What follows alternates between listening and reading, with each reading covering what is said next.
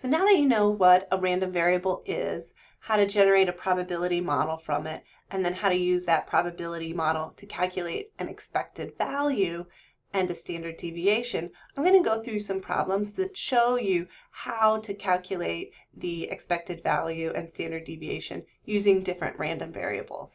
So let's start by remembering the formula for the expected value. The expected value is just the multiplication of each outcome times the probability that that outcome occurs, and then we sum up all of those multiplied units. As we note here, it's important to be sure that every possible outcome is included in the sum, and that's why it's important to know what your entire sample space is. So let's start with a basic card game where you could potentially win money, and what we want to know is whether or not it's worth it to play this card game. Your role in this game is to simply draw one card, and then based on that card, that determines your winnings. For example, if you draw a red card, you will win nothing. If you draw a spade, you win $7. If you draw any club, you get $10, but if you draw the ace of clubs, you get an extra $20 on top of that. The first thing we want to do is we want to figure out all our particular outcomes. So how much money we could win. We could win nothing, we could win $7, we could win $10, or if we get the ace of clubs, we could win $30. Those are all of our outcomes. So that's our entire sample space. So now that we know all of the possible outcomes, we can generate probabilities that each of those outcomes would occur. So here I have listed our random variable. That is, how much money we're going to win. That's a random phenomenon based on this card draw. Then I have our 4 possible outcomes of the card that we could potentially draw. So we could potentially draw a red, a spade, some other club other than the ace of clubs, or we could draw the ace of clubs. And this is the payoff associated with each of those. Now we just need to figure out the probability that each of these occurs.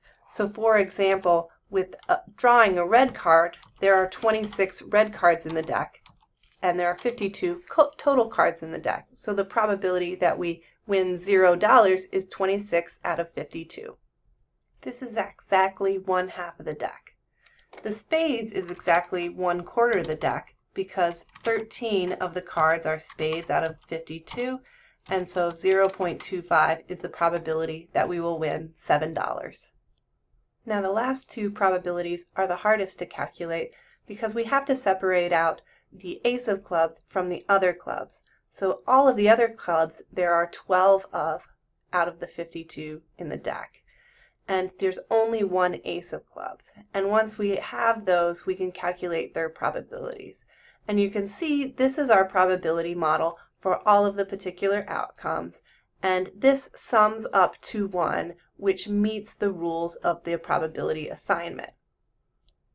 That rule is that the entire sample space has to sum up to exactly 1. So this probability model is an appropriate probability model. So once we have this probability model, we can calculate our expected payoff. So this is the expected value of how much we're going to win. And what we do for this is we take each outcome, so the outcome of $0, and times it by the probability that it occurs. So there's 1/2 of the deck is red, which we would win $0 for. 1/4 of the deck is spades, which we would win $7 for. 0.23 is how many other clubs there are. We win $10 for that. Or 0.02 is how many ace of clubs there are, and we would win $30 for that. When we sum all of this up, we get $4.65. That's our expected payoff. Now, as I've mentioned before, we're never going to win $4.65. We're only going to win $0, $7, $10, or $30. So what does this $4.65 represent? Well, it represents how much we are expected to win on average. So if we were to play this game 100 times or 1,000,000 times, this is how much we would win per game. Sometimes we would win more, we might win $30. A lot of times we'll win less, we'll win nothing, but our average will tend to be around $4.65. So expected values and expected payoffs are very much about the long run and repeated trials of a game. So this is how much you would win only if you were going to play the game multiple times. So the most that you would pay to play this game is $4.65. You wouldn't pay more because on average you're only going to make $4.65. So you would be losing money if you paid more. If you paid less, then you would be making money in the long run. But if you were only going to play the game a few times, you would pay a lot less than $4.65 because you have a very strong likelihood of winning nothing at all. So now you see how random variables and statistics can be used to calculate expected values in the future or expected payoffs and what those expected values mean.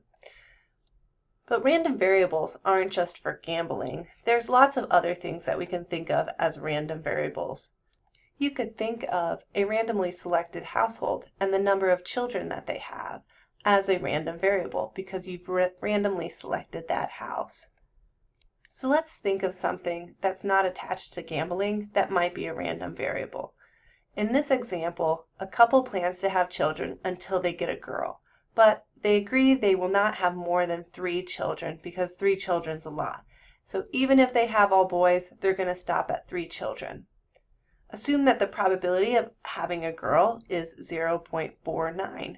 We can generate a probability model then for the number of children that they'll have. So we notate that with the capital X as the number of children they have. And then there are 3 possible outcomes. They could have 1 child, that could be a girl, and then they would stop. They could have 2 children, a boy and then a girl, and then they'd stop.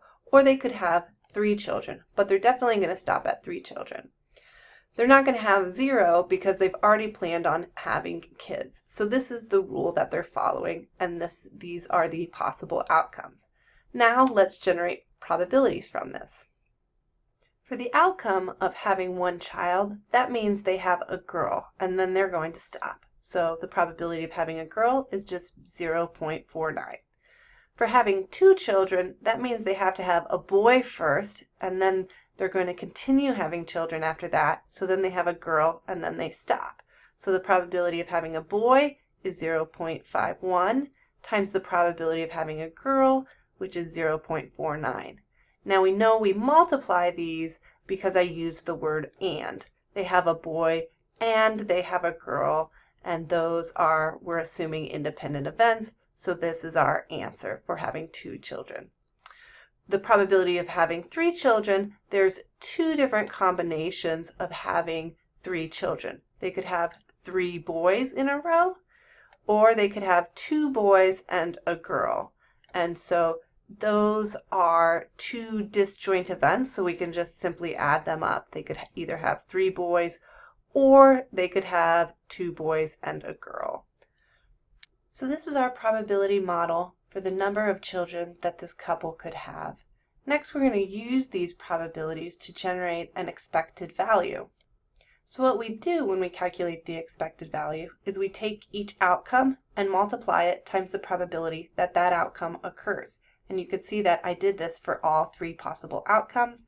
When I sum all of those up, I get 1.77. So this is the expected number of children that they would have. Now we know they're never going to have 1.77 children. They're either going to have 1, 2, or 3 children. This is saying that if 1 million couples were to make their child rearing decisions this way, then they would on average have 1.77, or households on average would have 1.77 children. Now let's change the problem up a little bit and ask how many boys will they have? That's a slightly different variable that we're looking at than just the number of children. So the probabilities are going to be different, and so will be the expected value.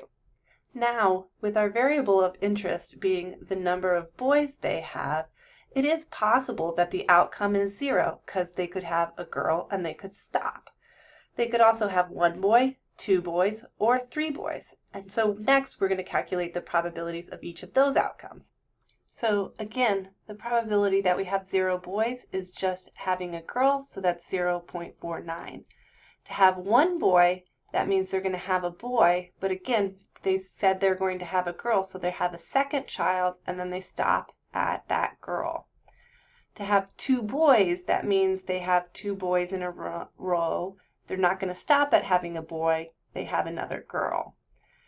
And then to only outcome in which they have 3 boys is just to have 3 boys in a row. And so you can see I've calculated all of those probabilities. Now we can use that probability model to get our expected number of boys. And so we're taking each outcome and timesing it by the probability that it occurs, that outcome occurs. And that's going to give us an expected number of boys of 0.9028. Again, this is not the number of boys that any single family has, but it's the average if thousands and thousands of families planned their children this way.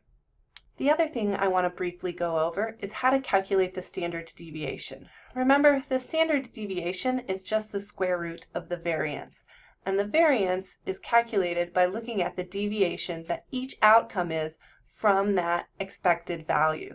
So we calculated the expected value in the last few problems, and now we're going to use it to get our measure of spread. We square that distance between the outcome and the average, and we multiply the probability that that outcome occurs, and then we sum all of those up. So I know it's a lot of steps, so let me go through a problem with you. So let's go back to our card game because we already have the probability model for that figured out, and we have the expected payoff. It was 4.65. So the way that the variance is calculated is by taking the probability that each outcome occurs and timesing that probability by its deviation. So we're taking 0 minus the expected payoff, and we're squaring that difference and then multiplying it by the probability that 0 occurs. We're doing that again for the payoff of $7, $10, and $30. And then we sum all of those up to get our variance of 31.65.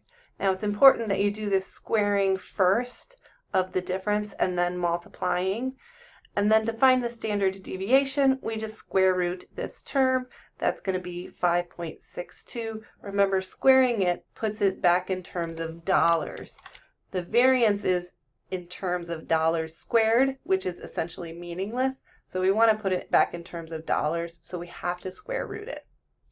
So now you've seen a few examples of how to use the formulas for the standard deviation, variance, and expected value of a random variable. So you can use the normal model because the normal model only uses the mean and the standard deviation to answer a whole host of questions.